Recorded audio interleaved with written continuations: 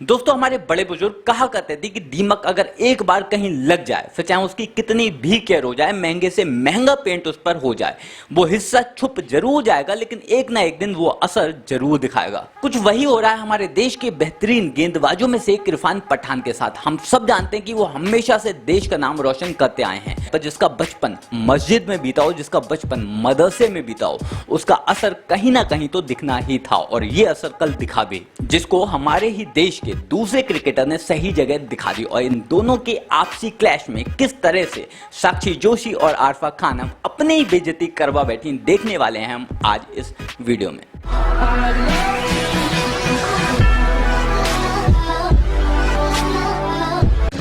दोस्तों, हम सभी जानते हैं कि चाहे पाकिस्तान के खिलाफ अपने पहले ही मैच में ली गई हैट्रिक को या आरफा खानम को दिया गया वो इंटरव्यू, इरफान पठान ने कभी भी इंटरनेशनल लेवल पर हमारे देश का सर नहीं झुकने दिया।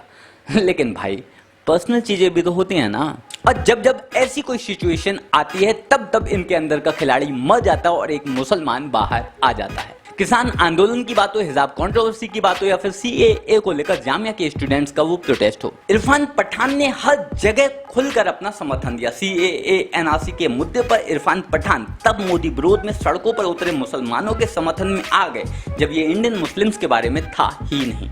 और कुछ ऐसा ही कल हुआ जब इरफान पठान ने सुबह 5:13 पर ही ट्वीट पेल दिया और बोले, my country, my beautiful country has potential to be greatest country of the world.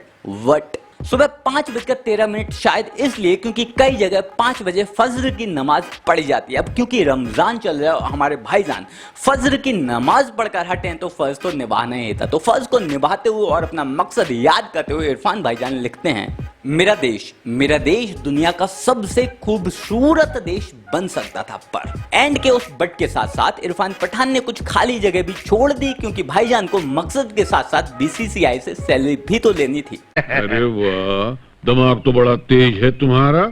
लेकिन 7 घंटे के अंदर ही इस खाली जगह को हमारे ही देश के दूसरे क्रिकेटर अमित मिश्रा ने भर दिया। अमित भाई लिखते हैं, my country, my beautiful country has potential to be the greatest country of the world only if some people realise that our constitution is the first book to be followed.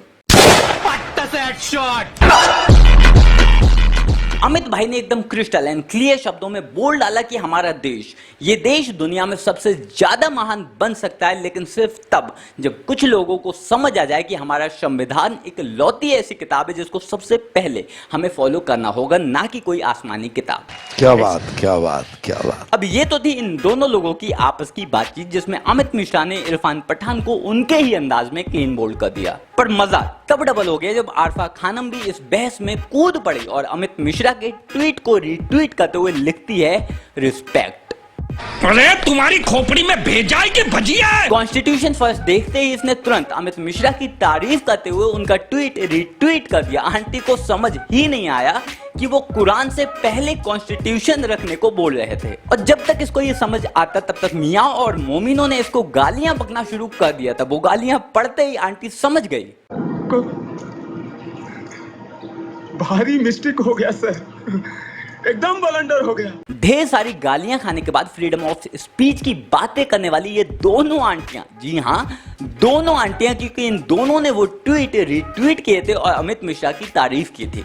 दोनों आंटियां tweet को delete करके भाग गईं। जी हाँ, Twitter पर पूरे दिन ज्ञान फैलने वाली इन दोनों आंटियों को ये ट्वीट समझ ही नहीं आया। मतलब यार देखो, अंग्रेजी मेरी भी उतनी अच्छी नहीं है, लेकिन ये मुझे भी साफ दिख रहा है कि अमित भाई ने किसकी मारी है। अंग्रेजी मेरी भी उतनी अच्छी नहीं है, लेकिन इतना मुझे भी समझ आ रहा है कि इस ट्वीटबाजी में भारी कौन पड़ा और इन ट्वीट्स का मतलब क्या है। और अगर अंग्रेजी नहीं है अच्छी तो नहीं है, फालतू में बेवजह का अंग्रेज बन दूसरे के फट्टे में टांग अड़ाना ही क्यों है। सही बात है। अमित भाई के एक ट्वीट ने इरफान पठान से ज्यादा इन दोनों की फजीयत करवा दी। अमित भाई के एक ट्वीट ने साबित कर दिया कि आप चाहे कितने भी बड़े लेवल पर देश को रिप्रेजेंट कर लो, लेकिन once a Muslim always a Muslim. Amit भाई के एक ट्वीट ने साबित कर दिया कि आप चाहे पूरी जिंदगी उनके लिए दलाली करते रहना, लेकिन अगर एक बार, सिर्फ एक बार आपने उनके खिलाफ कुछ लिखा तो बख्शे आप भी नहीं जाओगे। खैर, आप इस बारे में क्या सोचते हैं कमेंट कर जरूर बताएं। मेरे साथ जुड़ने के लिए,